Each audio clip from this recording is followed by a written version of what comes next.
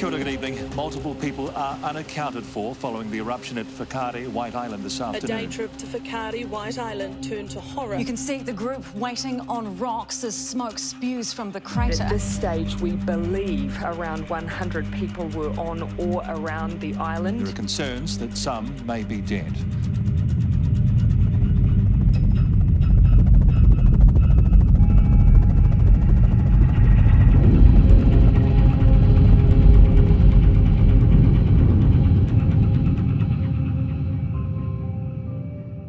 I guess I've basically been given a second chance, haven't I?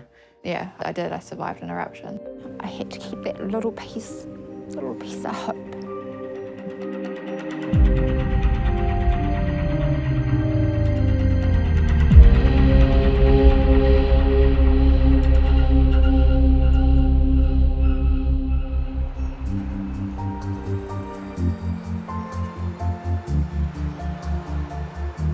Coming over the Ohope Hill on the bus from school in Whakatane, the bus would almost tip over on the left side as we came down the Ohope Hill with everyone standing up and checking the surf down at West End and how quickly they were going to get home and then down there and into the waves. Everything revolved around the beach.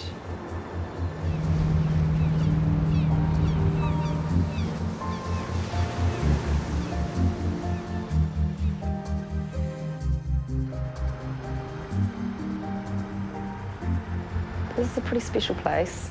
We're small enough to know everyone. People have been here for a long time, lots of generations of families.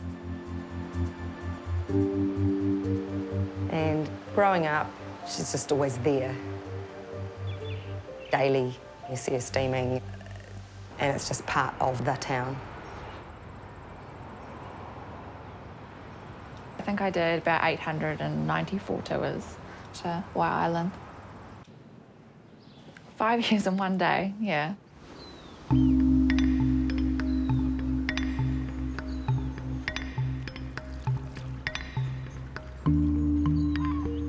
It was sunny and beautiful. And the sea was, yeah, well and truly nice enough to make it out to White. There was no reason not to go to work. Hayden, Jake, me and Tiffany, we were on the same boat together that day. It was Jake's 19th birthday. He'd actually taken the day off and wasn't planning to be working, but had been called in. It was actually my first day back at work in about 4 or 5 days because I'd injured my thumb. Hayden bandaged my hand up, and I remember giving him shit because he was taking so long to do it because he was very particular about doing things. We were waiting for a busload from Tauranga for the cruise ship. Yeah, then we just set the boat up and it was just another trip to White Island.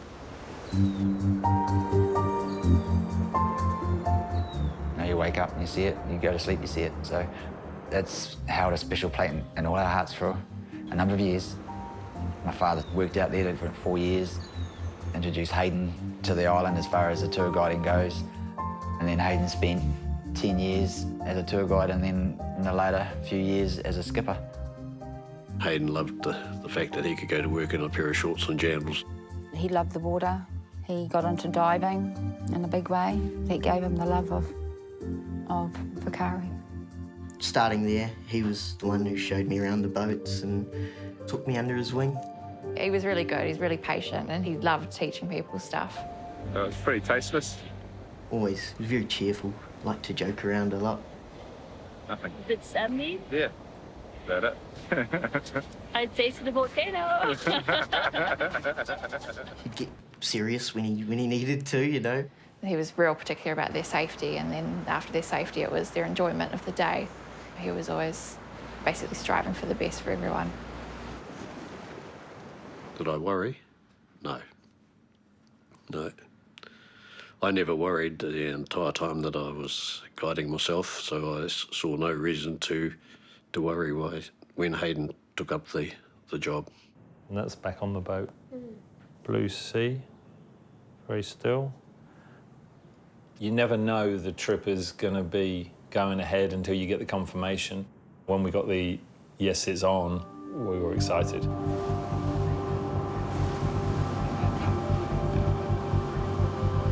Neither of us travel on the sea very well. We're focused on where we're going, but we know we've got an hour and a quarter to just hold it all together. Didn't really waste any time. As soon as we got into that bay, they started to bring out life jackets, hard hats, gas masks, lowered the inflatable. As soon as we got there in the dinghy, I rushed up the ladder and then onto the island. I wanted to spend as much time as possible there. We were between two guides and we started the tour. There was never a hurry if we wanted to stop and look that they waited for us. There's no railing, there's no walkways and rails and guards. So there's a lot of trust. You could hurt yourself if you didn't respect where you were. And also we had a very surreal conversation around what if it erupted? They kind of just said you needed to run and hide behind a rock. None of that concerned us. Historically, the volcano has had all its activity overnight when no one's there. It seems a relatively safe place to be. We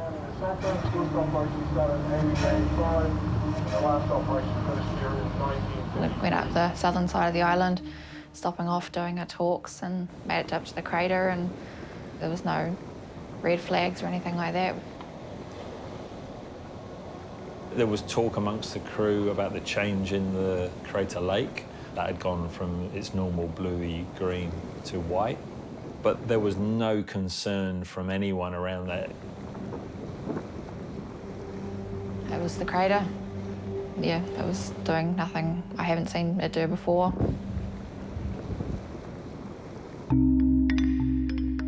Before this job, I had no interest in geology or volcanology or anything like that. Studied marine science at uni, and so when I left uni, I just wanted a job on a boat. Dad mentioned that there was jobs going for Whale and Tours, which was on a boat. So I thought, oh yeah, I'll throw my CV and then see what happens. Had a minor eruption. Big impact crater there at left. One of my favourite things being a guide there was always sort of as you came up to the crater, you just hear everyone going, wow, and just this is amazing, and cameras just going crazy, and it was just, that was probably the best buzz of it. Even though she says every day is just another day, there's always something different from each day. So I kind of got to know the island quite well through her. I used to ask her all the time, are you safe? And there's no way I could have stopped her. I would have had to physically tie myself to her to stop her from doing the job that she absolutely loved. So when they do erupt, they tend to dig a big hole in the ground, collapse in on themselves, making a hole called a caldera. I just finished school and I'd been on boats for most of my life and loved being out on the water, so my intent was to go and get a job being a deckhand on a boat, maybe a fishing charter or something. And so when that came around, that was a bit of a, it was kind of out of my comfort zone a little bit there. I didn't really feel that good about having to talk to the people, but then as he sort of grew in the role, he became great at sharing the knowledge that he'd learnt. And I even remember going down to the wharf one day, bringing him lunch, and Jake standing at the gangway. See you later, guys, thanks, hope you had a great day. It was quite impressive to see how he'd sort of blossomed.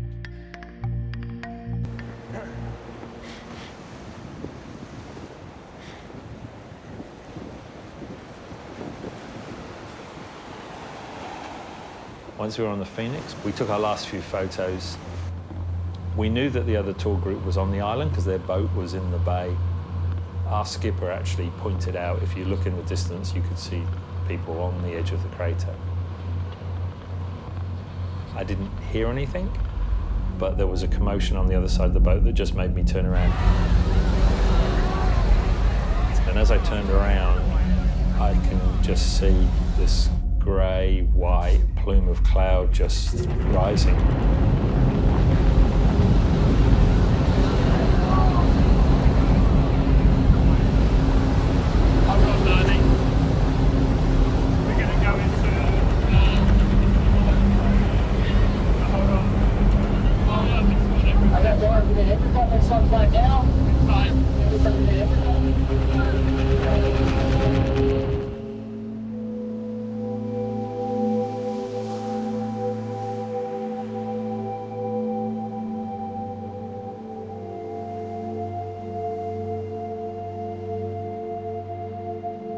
Whakaari special to us. We call it a tipua. an ancestor. We address it as if it's a person. We say e kui. It is one of our special taonga of our rohe for we as Ngāti Awa people. Te rao ngā kuia tu meira I ona wā, ka tai atu ngā iwi, te taku tai moana o roto mai o te waka o mātātua ki reira, I roto I te tika, I roto I wana tikanga, ki te kohi kai, ki te mahi, I ngā mahi, I rungi tērā o ngā puia, I ona wā.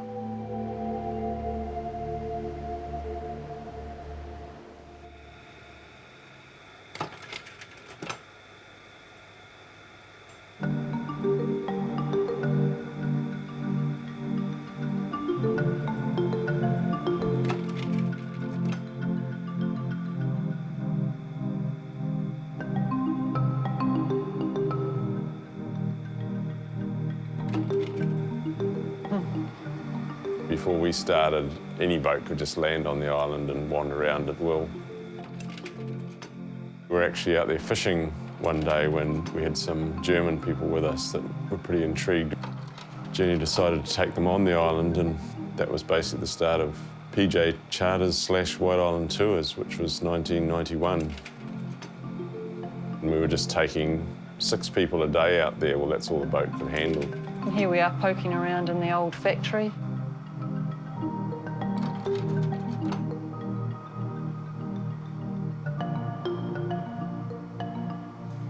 Prior to us starting, there'd been only 12 deaths on the island, which obviously one was a huge landslide in 1914, which wiped out 10 people, a presumed suicide and another accident in the factory. So the island really couldn't have been blamed for any of that. I mean, the guys were living out there, so.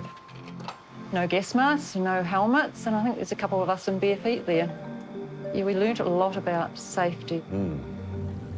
Started from taking 6 people to 12, and I think 22, and then 44, and 60, and then 2 boats. We started employing staff, and it was a fantastic opportunity for those kids. Yeah. I mean, there was eruptions in the 30 years that we were there, but they were at night time or when the weather was too rough, so, you know.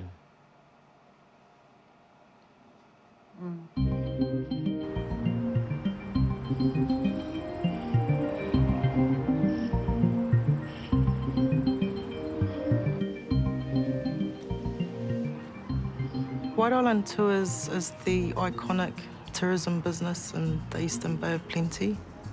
It was an aspirational purchase to enable us to employ our people, to tell our stories using our voice. Tēnei wā tonu kei te whai mahi e Ngāti Awa, I roti te rohe, hei whakaora I a tātou anō a Māori nei.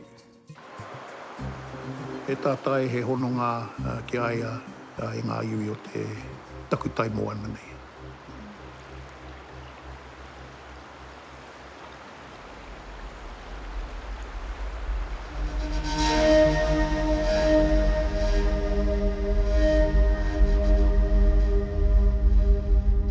We decided coming back down the middle of the island. We'd stopped in one of the streams to talk about that, and yeah, people just started saying, well, look at that. And so I turned around and saw that was, yeah, the island was erupting.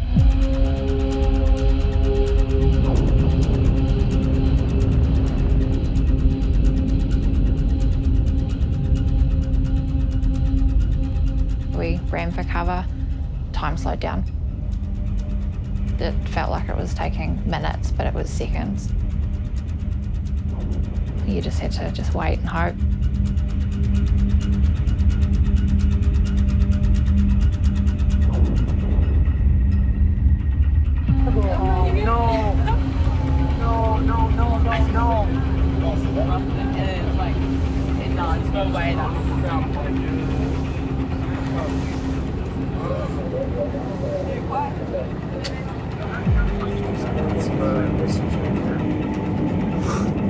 Ça recommence maintenant.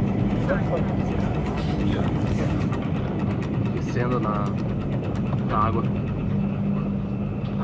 knew the likelihood of coming out the other side in one piece was little to none. So when we did, it was a bit of a shock, I suppose. I remember walking down to the wharf. Once it kind of all cleared up and I could kind of see, it was very blurry. I had ash and stuff in my eyes. As I was walking, I thought, OK, I'll get my group to the wharf and I'll go find Hayden. But then once we got to the wharf, the adrenaline had worn off somewhat, and so the pain had started setting in at that point. There was nothing I could do for anyone, let alone for myself. There's only 5 crew, and there's a whole boatload of people on the island. I can remember looking at my arm and seeing my skin hanging off, and my hands. I went to grab one of the rails on the wharf, and my palm, the skin on my palm just slid off. I pretty much just jumped in because I didn't want to touch anything. And I knew I couldn't touch anything because I was looking pretty sticky. Kind of just flopping myself down off the wharf into the boat, and Jackie was up in the front. Kind of just flopped down into her lap.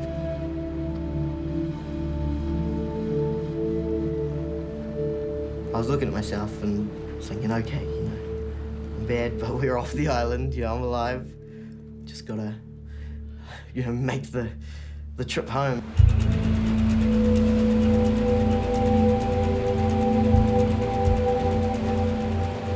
On the way home, I just remember, basically staring at my hands.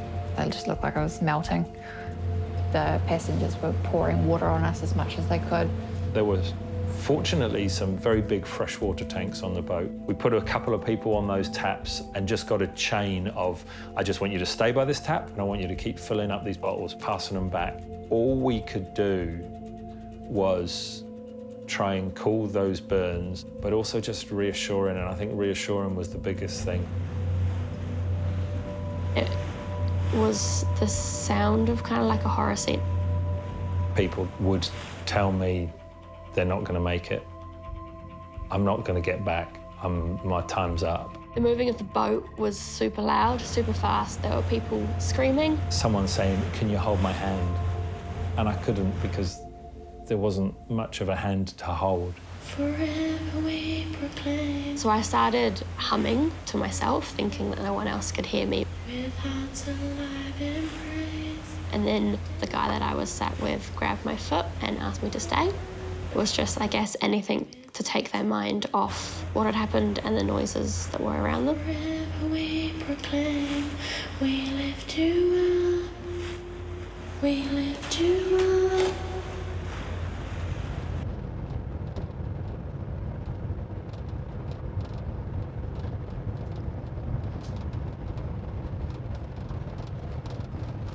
The Coast Guard boat was in the water and they approached us and said, "Are you good to come with us?" And so we said, yeah, absolutely. And there was mention maybe of 1-2 people, maybe a lower leg injury at that stage.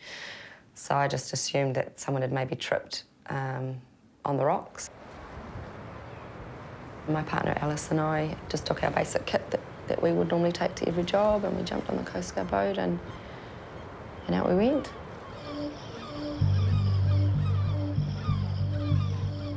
We pulled up against the Phoenix, and that was when we were faced for the first time with what we were actually dealing with, what had actually happened. It took a long time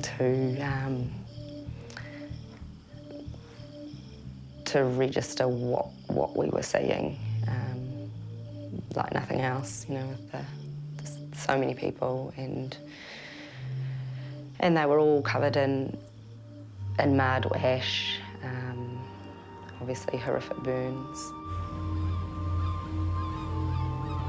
They were hard to administer pain relief to because there were many places on their body that weren't burnt. We couldn't touch them without hurting them further. And, you know, the pain relief that I carried was just not enough, you know. Yeah, it was tough. Just so many people. And You know, it's your worst nightmare, I think, as a paramedic, to be overwhelmed or under-resourced and to not be able to help more. I think at that stage I ran through the cabin to the skipper, who I know as well, and he just said, "Oh, Christine, Hayden's still out there." And I thought, okay, if this is what we've got here, and if Hayden's still out there, then, you know, this is massive.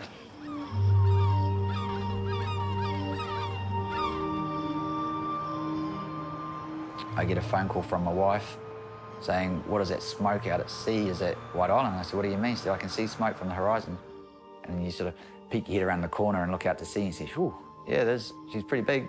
But didn't think anything of it, to be honest. It was sort of one of those moments that you think, well, if it was serious, Hayden would let us know. Police search and rescue is supporting the National Emergency Management Agency following an eruption at White Island off the coast of Whakatane. Police were alerted at 2:17 p.m. At this stage, and please do keep in mind this is an evolving situation, but at this stage we believe around 100 people were on or around the island at the time, and some of those at this stage are unaccounted for. A number of people are reportedly injured and are being transported. We were absolutely gunning it back to shore at that stage. You could hear the boat engine was, at its absolute max.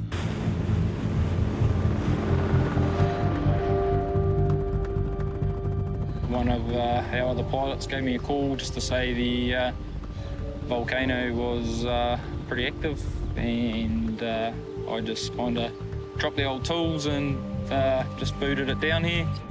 Local people and their helicopters who have very limited, if any, medical training and certainly no medical equipment were picking people up and putting them in a seat and flying at high speed back to Whakatane and then turn around and come back and get the next load.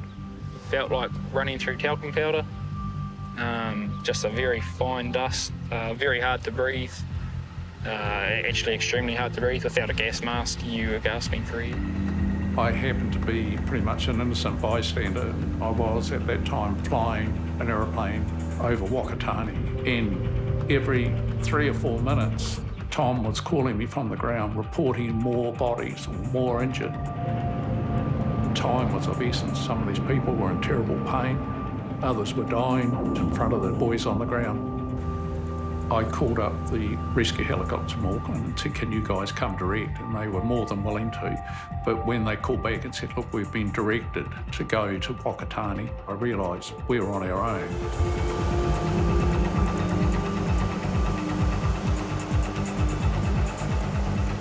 Safety decisions in a setting like this are never black and white. They're always grey. And there'll always be people who, in retrospect, who thought you could have gone in sooner. I also know of people who think we actually went in too quickly.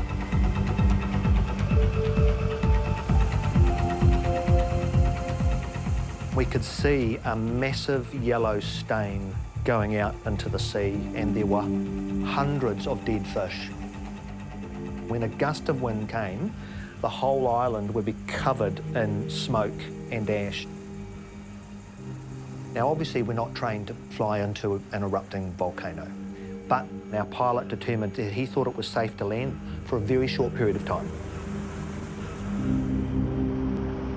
We had put on extra protective equipment, but our faces were exposed, our eyes were exposed, and very quickly our faces were burning, our eyes were absolutely streaming. There was a tourist helicopter on the ground. The co-pilot of that aircraft was walking the track.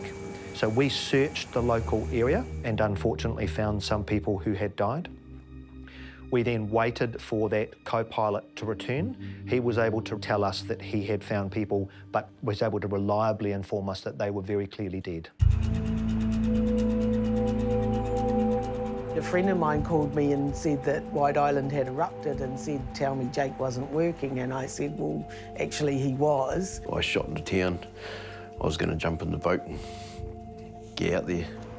And then we sort of heard through friends and Coast Guard and whatnot that they'd all been pulled off the island and were on their way back in the boat, so we just waited at the wharf. They'd cordoned off part of the road and they were only letting family members through to a certain area. It was quite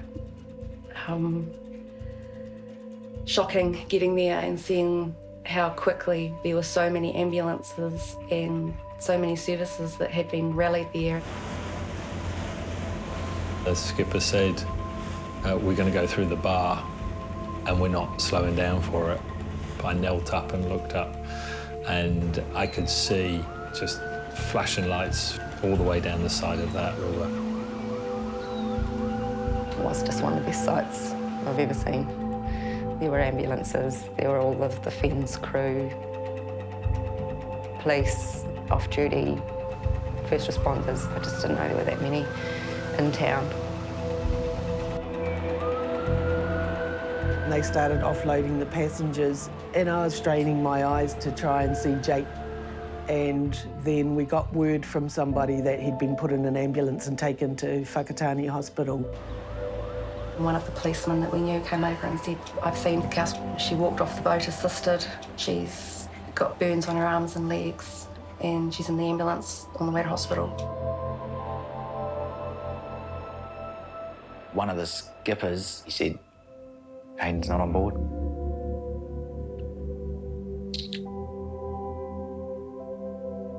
That was tough.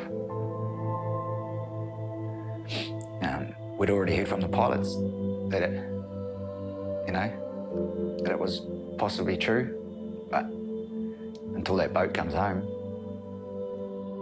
For me, I had to keep that little piece of hope for he to be okay. And he wasn't.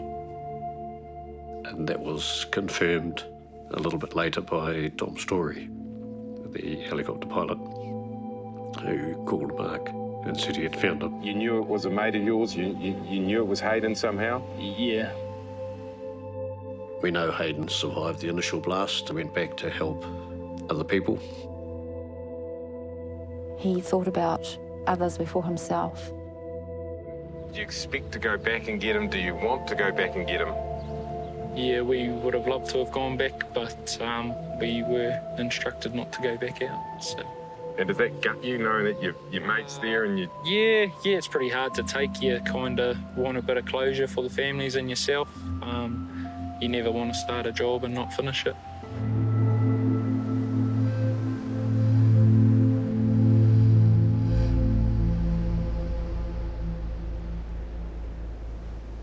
There was a missed opportunity there to get everybody home.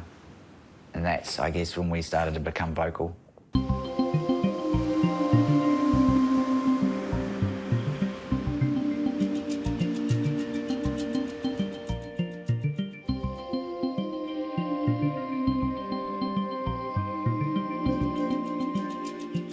Over the past 5 years, Whakaari has been mostly at level 1.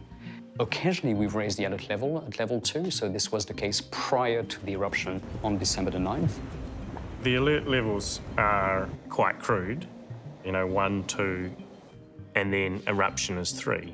So it's already too late by then. We are not at a stage where we can predict when eruptions would occur. It's incredibly rare that an eruption can be predicted accurately. This is the sad reality. We would love it if it was the case, but it isn't. And this is not only in New Zealand, it's everywhere around the world. One of the biggest issues, I think, with the alert level is it's basically in the past. It's telling you the state of that volcano at the time that this information was collected. So as soon as it's issued, it's basically out of date. The activities of third-party organisations then can rely on those alert levels, but they have to make their own decisions about how they will operate in relation to those alert levels. We focus a lot of the discussion on the level of risk, but the real conversation is what is the level of risk and how does it compare with the risk tolerance about what kind of risk people are prepared to take? I mean, one of the things that surprised me the most about the Whakaari situation was not so much the event, but the number of people that were there.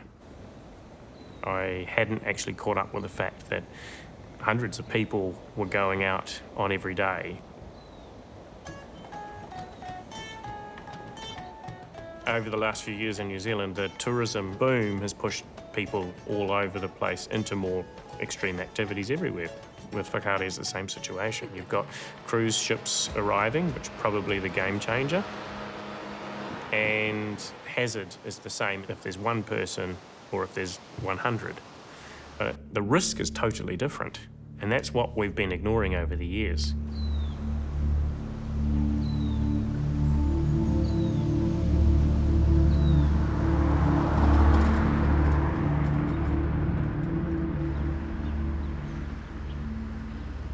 I have never experienced anything on the scale of the eruption of Whakaari and the impact that had on so many people. It actually took us a little while to understand just how many patients we had. We had patients arriving by all types of transport, helicopters, ambulances, and I think possibly one or two via private vehicle. My deputy medical director said, look, we think there's probably 10 to 15 patients in Whakatane. And I walked into Whakatane and it was instantly clear that we probably had somewhere between 30 and 40 patients. And that was an absolute, oh my God, moment.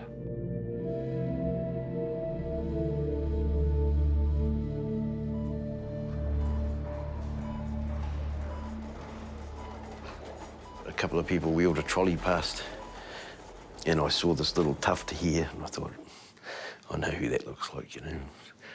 I grabbed one of the nurses and I said, oh, you know, I'm pretty sure that was my son that just went past. She went off and looked in the morgue and came back and said, oh, no, he's not in there, it's all good. So that's when I found out he'd first gone to, that's when they flew him to Waikato. So, yeah, that was pretty full on. Steve and I had to go in that evening and identify Jake because they pretty much didn't know who all these people were. I looked at him and I think it's Jake. It kind of looks like Jake, but I think my mind was saying that's not your child lying there. But his feet hadn't got burnt and his feet were sticking out the end of the sheet of the bed, and I recognised that he's his family toenail. And so that's how I knew that it was him, actually. I knew I was burnt bad, but I don't know, I just couldn't imagine being that badly injured. I didn't realise it was like, what, 79, 80% of my body. And I think they've got a formula for working out your chance of survival out of 100. And it's basically your percentage of burns plus your age, which put him at 99, you know, so. It was really hour by hour, and then, you know, he made it through the night, and then he made it through another day. She was lying to heart burns unit, and I think it was 9 o'clock in the morning that they came and got me.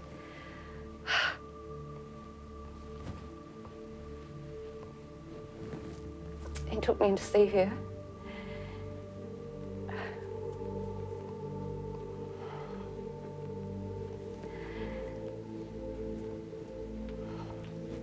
And I'm sure I was told, but I don't remember. But just going in and seeing her with in the coma with all the machines, and she looked like the Michelin Man. The bandages around her arms were like this big, and around her legs were just like this. And then just swathed and bandages and that all around. And yeah, just unconscious, and her face was all really puffy.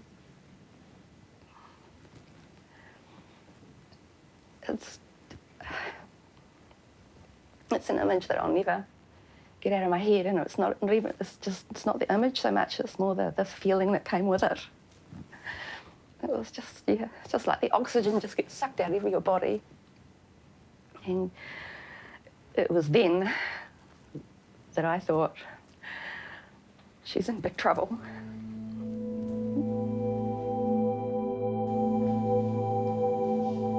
The burns that the patients and people experienced on this day were fundamentally different from anything that we had ever encountered before. What we hadn't realised, and one of our other teams in another part of the country picked up, was that the type of acid that was involved caused a very severe chemical imbalance that was life-threatening. With hot water, you just need to cool it down and then it will stop burning. But the hydrofluoric acid continues to burn and burn and burn. This stuff was toxic. This stuff was killing our patients. You can try and correct the chemistry, but the way you need to do it was get rid of the skin. You then need to cover up the wounds. You can't leave things raw. Most of these people had over 50%, so half their body was burnt. We needed donated skin. The New Zealand Blood Service, who's responsible for getting this for us, had already put in big orders. And now suddenly I want not just what you'd normally have, but I want your year's worth now. It's a disaster in the sense it's overwhelming the resources we have in the country.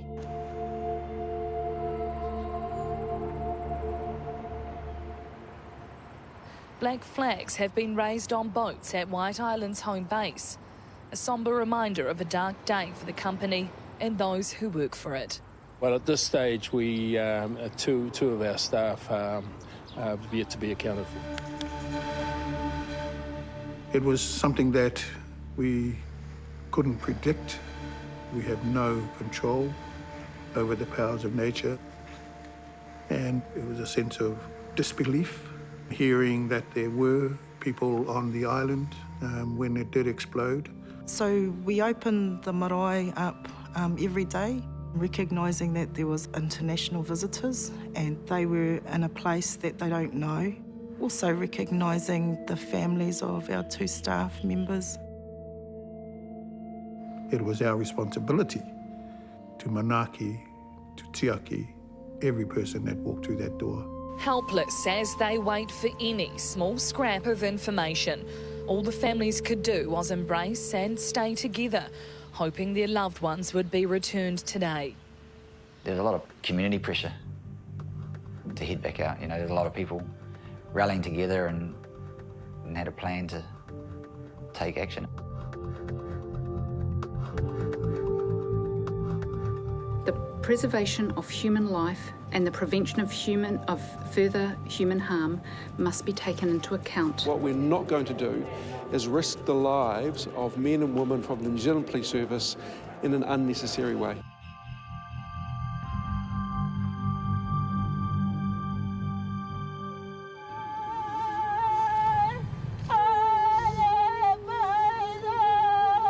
The day of the recovery, we set up to take some of the families of the victims out on one of our boats to the island to do karakia. It was powerful out on the boat there. We were probably 200 metres offshore and you could still feel the ash stinging you in the face. We gave an opportunity for the families to say something, and there was power in their voice as they made that connection to their loved ones on the island.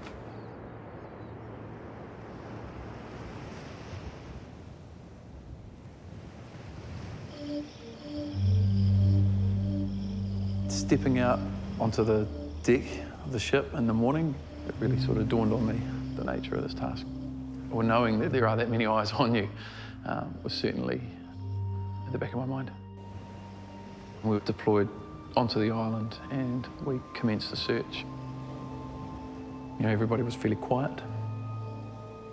It was boggy. It was incredibly hot for the team, and they fatigued a lot quicker than we would have expected.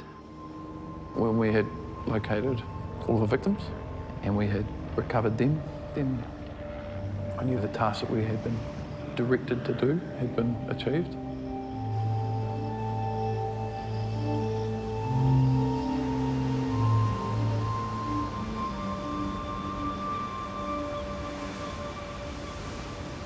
As it turned out, there was some pretty torrential rain on the island, and a big avalanche of water came down and picked Hayden's body up, and he ended up in the bay.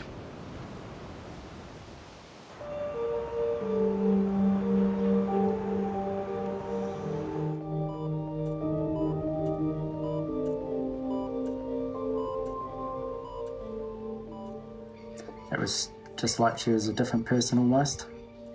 It was quite scary. She was just in so much pain, and even though she's in a coma, you can still tell.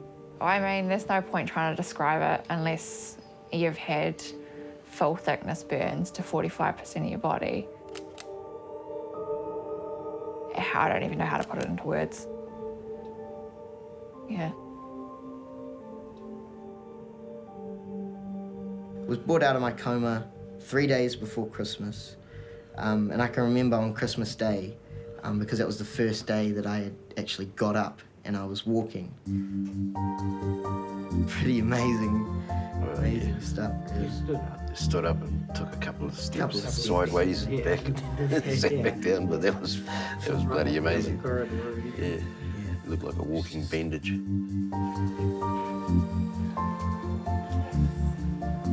When I got up, my blood pressure didn't adjust because there's only the graft, which is like one thin layer of skin. Everything just went black because the blood just pooled. And so it was just like, what is happening? And they're all like, no, that's normal. It's like, this is not normal. And then even when they said, oh, well, you have to learn how to walk again. And it was kind of like, oh, well, this is more than I thought it would be. For every trip to the operating theatre, whether it was a skin grafting operation or it was just a dressing change, one of my family members or my close family friends would put in a little gemstone or a crystal into a little glass jar. We've now got 26 little rocks in our little jar there. This one, pretty interesting because pyrite, you find a lot of it on White Island. And so, you know, it's a pretty cool one to have in there. You know, having that many surgeries that close together, it was just a constant back and forth, 1 step back, 2 steps forward kind of a thing. There were times earlier where I'd be in my best condition I'd been since the eruption, and I was doing the most stuff that I'd been doing, and then, you know, I go and have a surgery, then, you know, I'm back to where I was a month ago. There were and are still real low points where I just, yeah, it's just too hard, it's too big. You have those sort of moments where you're just done and don't want to talk to anyone, don't want to see anyone, just want to curl up in bed and shut the curtains and, yeah, just be done. But you'd sort of shake it off and talk to Tom, talk to Mum, and just recenter, reground yourself. We didn't nurse him back to health, but we were there all day, every day. I was doing the weekend shifts and Janet was doing the during the week. We were quite filling the ICU waiting room on a daily basis with family and friends and everyone. Yeah. Commitment, Kelsey, dive. We're playing volleyball in no time.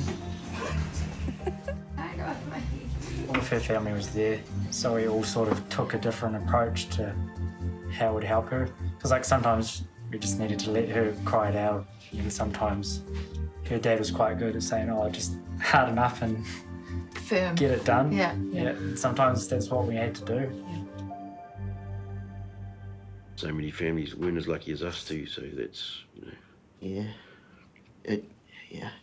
It's just so much harder for them, you know, all their family not around, you know, having to come over from overseas to look after, you know, their loved ones who were in the hospital, and, you know, just, then the whole COVID thing just added a whole nother thing on top of it. I can't imagine how it must have been for them without that kind of support, you know, because it was one of the bigger things, you know, that got me through it, so.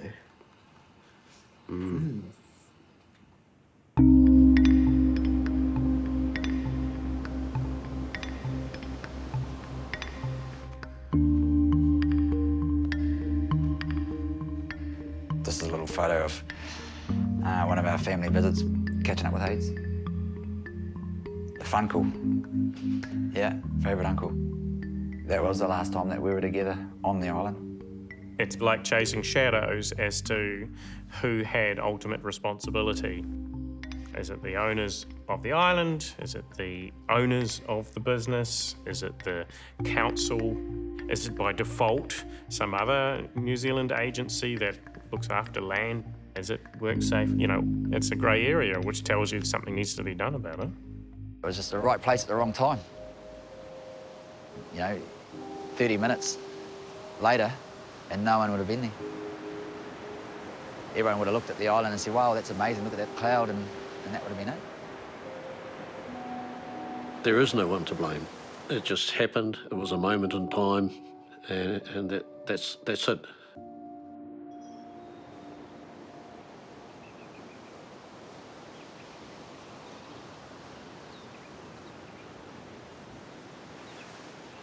Ko rangi nui e tui honei. Ko papa tuanuku e takoto nei. Rā te pūao hai ana mai. Te ata pū ki runga o whakaari.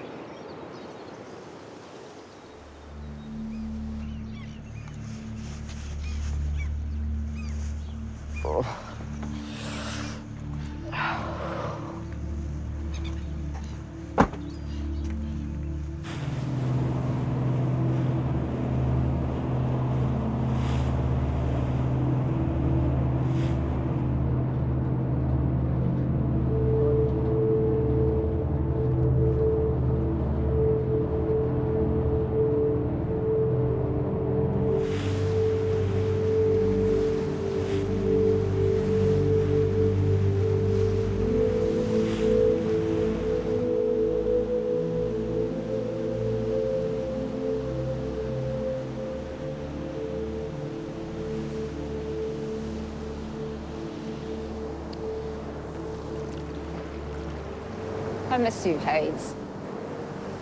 I love you so much. You're always here in my heart. You'll always be with me. I can see what on every morning when I wake up. You know, I always look to see what's happening. To have a body would give you closure. Without a body, there's always that uncertainty. You know, where is he? In hindsight, I suppose you could say that you know, he was where he wanted to be. Yeah, I think it's quite fitting. He always cared so much about the island. Koira kua hono. Tana wairua, tana mauri, tana mana, tana tapu ki te rao ngā kuia. Kei reira tonu. Kei reira tonu. You know, he was going to be the last man off, and he's now guardian of Volcano.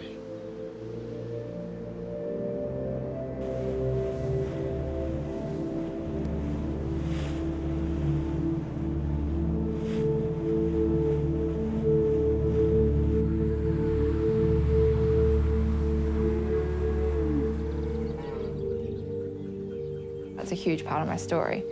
It flipped everything on its head. Everything I initially planned to do has changed. I love being out in the water, and so every chance I get, I'm still going to try and go out to sea. It certainly limits me. It's not like I can just go work on a boat. I have to be a lot more careful now. It's just a massive part of my life now. That, yeah, I mean, I survived an eruption. Sheltered in the bay round the corner, eh? Yeah, Wilson. Go right in. Do you want to go have a look? Yeah.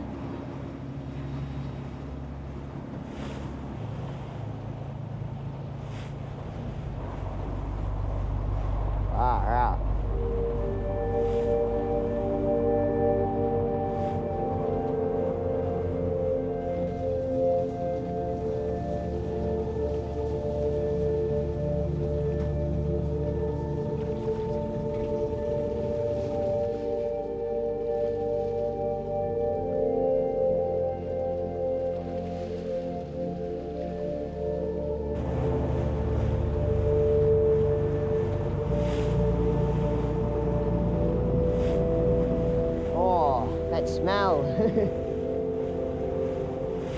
I'll never feel any anger towards the island. You know, it's of great respect for that place. It's a magical place, you know. Just, yeah, beautiful.